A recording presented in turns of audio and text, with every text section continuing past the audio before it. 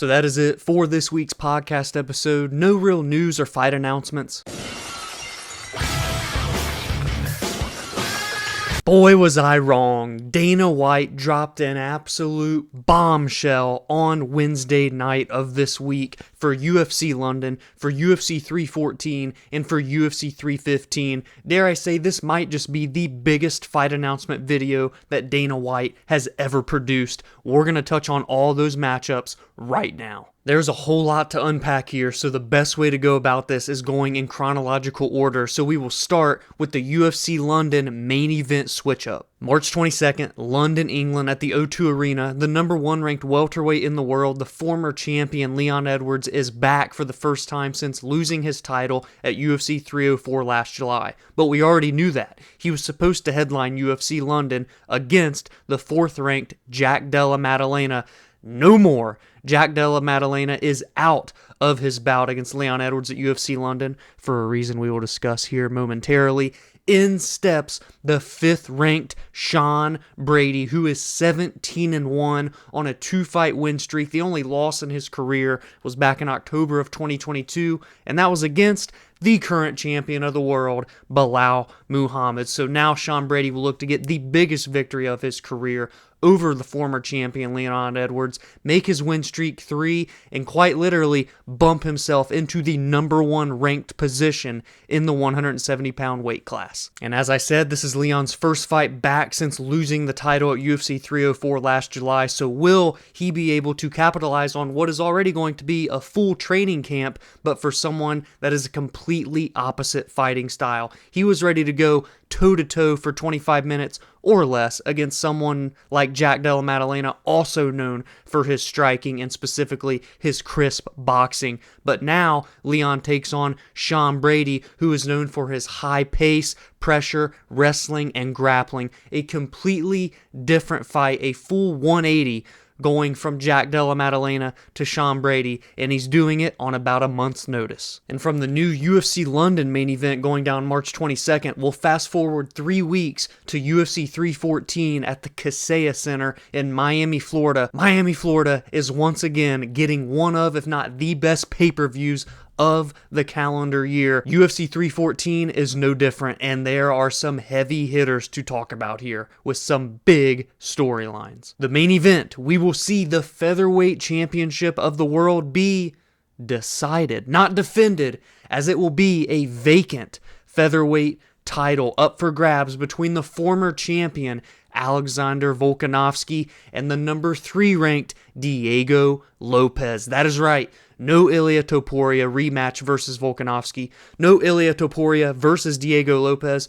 No Ilia Topuria whatsoever, as he has vacated, or I guess in the words of Dana White, as soon as the first punch is thrown in this fight, the title is vacated. Ilia Topuria has decided to give up his 145-pound title to pursue the 155-pound division. And no, before you ask, it is not confirmed yet whether or not he will be making his lightweight debut, or I guess not his debut because he fought Jai Herbert there once before, but his second move to lightweight for the championship against Islam Makhachev. That is yet to be determined, that is yet to be announced. It seems to be in the works, as Ariel Helwani had posted about it, but Dana White said when the time comes and the fight is made, any fight, may I add, not the one versus Islam, for Ilia Topuria, they will let us know. So keep that on the back burner in the back of your minds, because I think it's going to be sooner rather than later before we get that announcement. I would imagine Ilia makes an appearance in the lightweight division during International Fight Week, but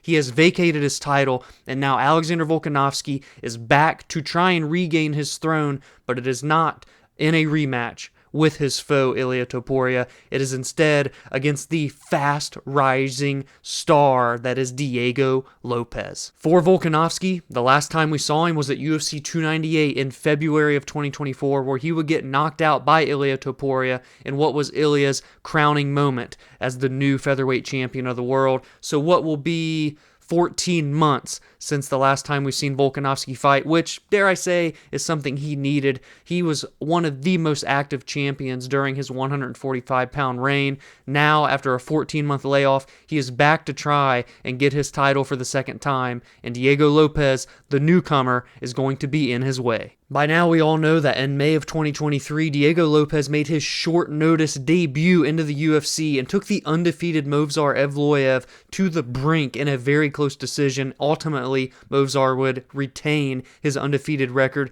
Diego Lopes would lose via decision, but since then has gone on to win 5 consecutive fights. The most recent victory was against former title challenger, two-time title challenger, Brian T-City Ortega. That came at Noche UFC, otherwise known as UFC 306 at the Sphere in Las Vegas in September of 2024. And now at 30 years old, right in his prime, Diego Lopes gets the opportunity to fight for the vacant featherweight championship. He has jumped over everyone else in this division, but not in an undeserving way. He has quite literally earned his way into this title shot. I do feel bad for the undefeated Movsar Evloev, but it seems as though maybe he just wouldn't have been ready to go in April, being that Ramadan is the entire month of March. So hopefully, for his sake and what he's done with his wins, his undefeated record, he can get the winner of Volkanovski versus Lopes, be their first title defense, whomever that champion may be. But that is the main event of UFC 314. The vacant featherweight title is on the line. Volkanovski versus Lopes. The co-main event is a 5-round co-main event between the number 7 ranked lightweight in the world, Michael Chandler. That's right, he is back in his first fight since losing to Charles Oliveira for the second time back at UFC 309 in November of 2024, and he is taking on the surging, fast-rising, number 12 ranked, one of the biggest names in the lightweight division, one of the biggest names in the UFC today, Paddy the Baddy Pimblett. Chandler will be looking to get his first victory inside of the UFC since May of 2022, nearly 3 full years since he's last tasted victory. Now, albeit he's only fought twice in that 3-year time span, a loss to Dustin Poirier and a loss, as I just said, to Charles Oliveira at UFC 309. He looks to right the ship here, hold his spot in the top 10. Whereas Paddy the Baddy will enter this fight on an 8-fight win streak overall, dating back to Cage Warriors that began in March of 2020, and since joining the UFC in September of 2021, has garnered a 6-0 perfect record. In his first victory that got him into the rankings of the lightweight division was a finish in the first round over Bobby King Green last July at UFC 304. This fight is going to be an absolute banger, fireworks to be expected. No shot that this fight, or the main event for that matter, will be boring. And how about this one here, as the former interim champion Yair Rodriguez is back. He currently sits at number 5 in the featherweight division, and he is taking on a debutante. What?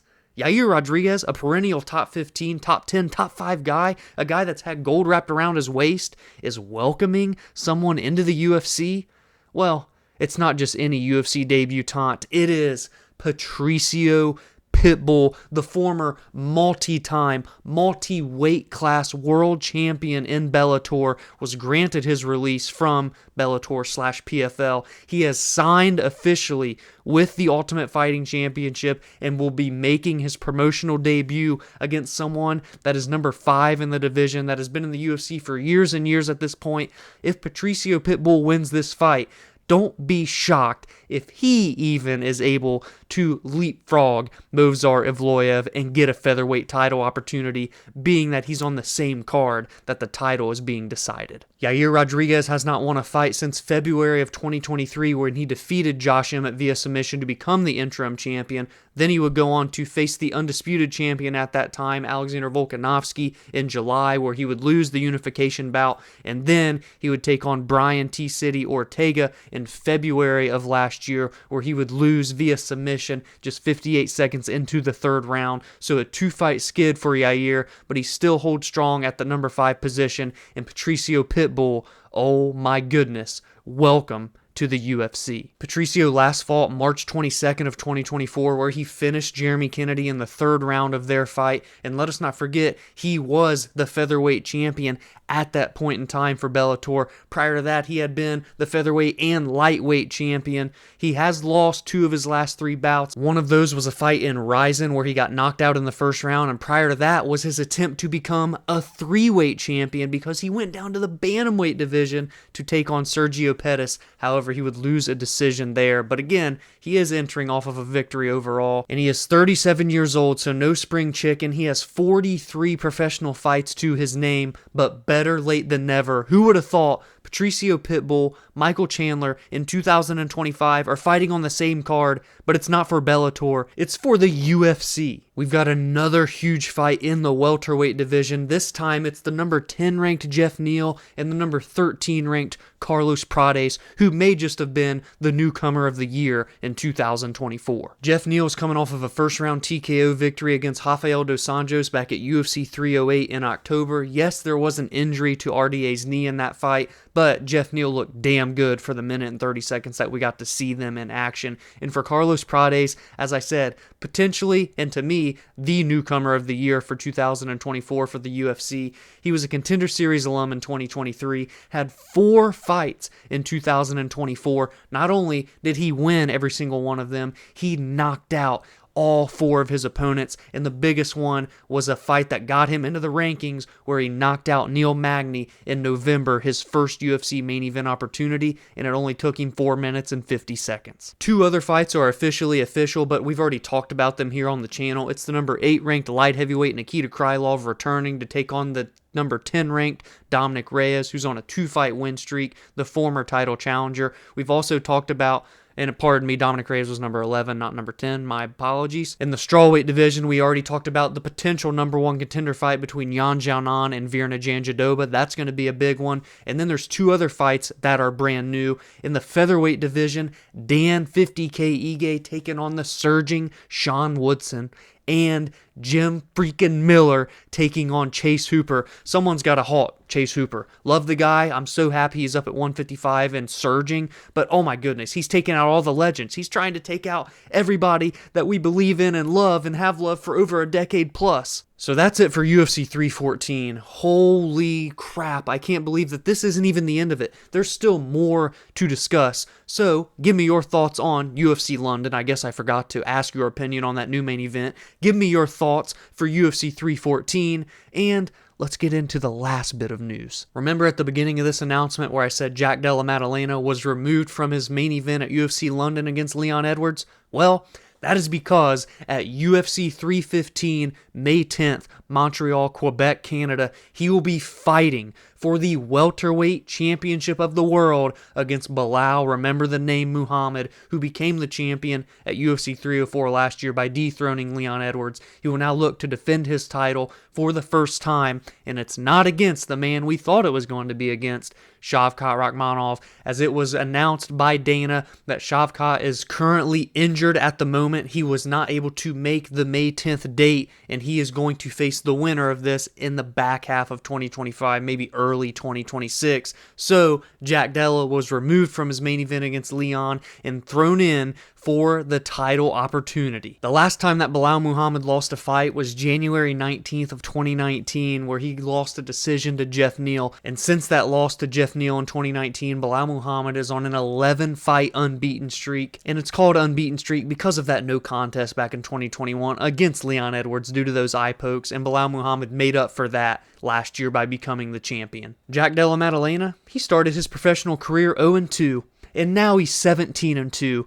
You can do the math. He had an amazing fight during the 2021 Dana White Contender Series season against Angelosa, and since joining the promotion after that victory has gone 7-0. His most recent win was against Gilbert Burns back at UFC 299 in March of 2024, where he would finish him with just 1 minute and 17 seconds left in the bout, where he was losing, and it was one of the best comebacks of the year. So it's going to be a lengthy hiatus from Jack Della Maddalena. I believe he suffered some injuries throughout the time of his absence. I believe a broken arm, an infection, maybe a mixture of the two, some other broken bone. I'm not sure, but he's been injured. He's been illness. He's been affected by some out-of-the-ring traumas, but he is making his return after 14 months' time, and he is going to be taking on Belal Muhammad for undisputed gold. But that's not the only championship fight that Canada is going to see, because they will also get the women's flyweight championship fight between Valentina Shevchenko, and the longtime #1 contender, Manon Fiorot. Valentina is now a 2-time flyweight champion after regaining her title against Alexa Grasso in their trilogy match back at Noche UFC in September. She did that by dominating her way to a 25-minute decision where Alexa Grasso stood no chance, to be quite honest with you. Valentina just showed that there are still so many levels for some of these fighters to gain before they can catch her, but Manon Fiorot may just be the one to do so. Much like Jack Della Maddalena, Manon Fiorot started her career not 0-2, but 0-1, and now she is 12-1. Again, I'm going to let you do the math. She made her UFC debut in 2021, and just like Jack Della Maddalena, is 7-0 in the UFC. Her most recent win was in March of last year as well, just like Jack Della Maddalena. Look at these similarities here. Valentina making the first title defense just like Belal Muhammad. Anyways, that last victory for Manon was in a #1 contender bout against Erin Blanchfield in the UFC Atlantic City main event, where she pieced Erin up for 25 straight minutes. So no, we aren't getting the super fight between Zhang Weili and Valentina Shevchenko, but that is perfectly fine with me because there is no other true #1 contender that's more obvious in all of the UFC weight classes than Manon Fiorot. So I'm very excited that she is getting her opportunity. And from an X's and O's perspective, I think there is a ton of intrigue here. I think it's one of the most high-level women's mixed martial arts bouts that you could make right now if you're the UFC, outside of Zhang Weili versus Valentina. And I already touched on it in this episode, even though I recorded out of whack because I had this episode originally recorded on Tuesday, but now I'm here on Thursday because all of this came so late, but I had to get it into the episode. Alexa Grasso is taking on Natalia Silva, #1 versus #5. It seems as though they're lining them up to face the winner, especially if it's Natalia Silva that gets her hand raised. And worth note, Gilbert Burns versus Michael Morales was originally supposed to take place on UFC 314's card in Miami. It has been moved to this card here at UFC 315. So you have 2 title fights. You have Grasso versus Natalia Silva. You have Burns versus Morales. UFC 314, UFC 315 back-to-back. Absolutely bonkers. So please, in the comments below, give me all of your thoughts on this bombshell that Dana White dropped late into the evening on Wednesday. I apologize for getting this video out a little bit late. I got home super late on Wednesday night as I was out of town, worked all day Thursday, so I had to come here and get this content out. There was no way I wasn't going to give my thoughts on these fights and get your all's thoughts on these fights as well. What do you think of Ilia Topuria vacating his title? What do you think is next for Ilia in the lightweight division? Is it an immediate title shot against Islam Makhachev? Is it a one-fight warm-up against Arman Tsarukyan, for example, in a #1 contender bout, since Dana said Arman wouldn't get a title shot in his next bout? What do you think of the vacant featherweight title fight between Alexander Volkanovski and Diego Lopes? Is that who you would have placed in there for that vacated title? Paddy Pimblett getting his chance to crack into the top 10 against the veteran that is Michael Chandler. Patricio Pitbull making his promotional debut in the UFC against Yair Rodriguez, and that's only UFC 314. Because I also want to hear your thoughts on UFC 315. Shavkat Rakhmonov, out due to injury, was supposed to fight Belal in December. Belal was injured. He instead takes on Ian Machado Gary on short notice, gets through that grinder of a matchup with the decision. Now he falls through, can't fight for the belt. In steps Jack Della Maddalena off of the UFC London card. So let's just pair those two together. Leon Edwards versus Sean Brady, Belal Muhammad versus Jack Della Maddalena. What do you make of those two matchups? A #1 contender fight at London and a championship fight in Canada. Valentina Shevchenko versus Manon Fiorot. Are you okay with that? Or did you really want to see the super fight between Zhang Weili and Valentina? Grasso versus Natalia Silva as the featured bout right under that flyweight title fight. Natalia Silva is someone that ever since her debut against Jasmine Jasudavicius,